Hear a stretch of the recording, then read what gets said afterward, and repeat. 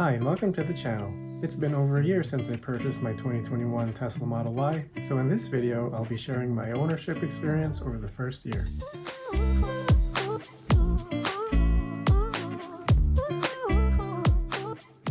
When I took delivery of my Model Y back in May of 2021, I had no idea that 1 year later, gas prices would soar to record levels and the purchase price of the long-range Model Y would rise by a whopping $16,000.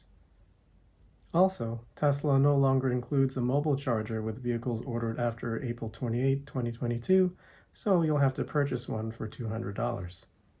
To be fair, electricity prices also rose significantly this year, but not enough to bridge the gap in the rise of gasoline costs. According to AAA.com, the average price per gallon of regular gasoline in Pennsylvania is currently about $4.41 per gallon, but a year ago it was about $3.28 per gallon. For comparison, my electricity generation, transmission, and distribution charges are about 16.7 cents per kilowatt hour today compared to 11.9 cents a year ago. So how does my current electricity price compare to today's gas prices when it comes to driving? Well, let's say you drive 300 miles a week in mixed city and highway driving in a 2022 Toyota RAV4 hybrid, which, according to Toyota.com, gets about 40 miles per gallon combined on regular gas. Using the current average price of $4.41 per gallon in Pennsylvania, this would cost you $33.08. For comparison, over the past 5,500 miles, my Tesla Model Y has averaged about 256 watt-hours per mile, which equates to about 76.8 kilowatt-hours of energy for 300 miles of mixed city and highway driving. At 16.7 cents per kilowatt-hour, it would cost me $12.83 to drive 300 miles, which is more than 60% less than the cost of the same trip in a fuel-efficient hybrid SUV. So does my Model Y need regular maintenance? Well, according to Tesla's website, even though I won't be needing oil changes like gasoline-powered cars, I would still need basic maintenance services like cabin air filter replacements, tire rotations, brake fluid replacement, AC desiccant bag replacement, and annual lubrication of all brake calipers for cars in colder climates. Also, as I learned the hard way, it's very easy to damage the 19-inch Gemini alloy wheels if you're not careful when parking against the curb. I was backing into a spot at about 1 mile per hour when I felt a slight resistance from my right rear wheel touching the curb. I thought nothing of it until I saw a massive scratch on the outer rim of the wheel a couple days later. I could have just left it, but I decided to get it fixed. I also found that even the slightest tap of the Model Y's rear bumper against anything can cause unsightly dents in the rear hatch, which I also got fixed using paintless dent repair. So, in my first year of ownership, I rotated the tires, which cost me nothing. I paid $150 per axle to lubricate the brake calipers, $175 to fix my curved wheel, and $266 to fix a dent in my rear hatch, for a total of $741. So the key message is, if you don't live in a colder climate, you don't parallel park, and you don't back into anything, you shouldn't have to spend anything in maintenance or repairs for your first year.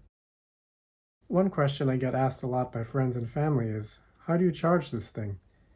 Well, the answer is pretty simple. As you may know, Tesla has a vast supercharging network to charge your car before you go on longer trips, but for day-to-day driving, I just charge my car at home. Before I took delivery last year, I had an electrician install a NEMA 1450 outlet in my garage, and I purchased a NEMA 1450 adapter and mobile charger that I keep plugged into the outlet. With this setup, I get about 30 miles of range per hour, or roughly 10% of the battery per hour. I'm also fortunate enough to live close to work, so I only have to charge once a week or so. So why did I choose the Model Y? Before I ordered the Model Y back in 2021, I was also considering the Model 3 because it was slightly less expensive and had slightly better range.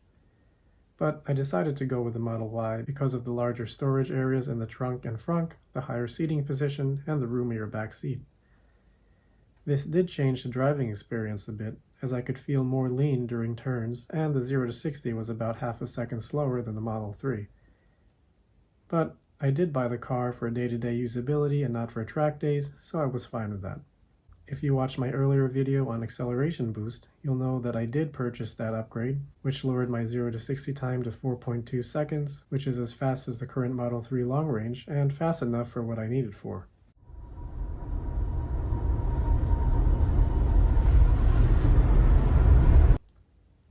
Looking back a year ago to when I purchased my Model Y, I had no idea that inflation, rising energy costs, and continued supply chain issues would continue driving up prices well into 2022. So, was it worth it? The short answer to me is yes.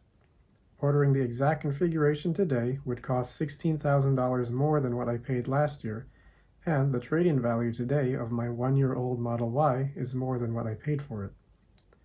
It has been a great experience so far, and I'm looking forward to many more years to come.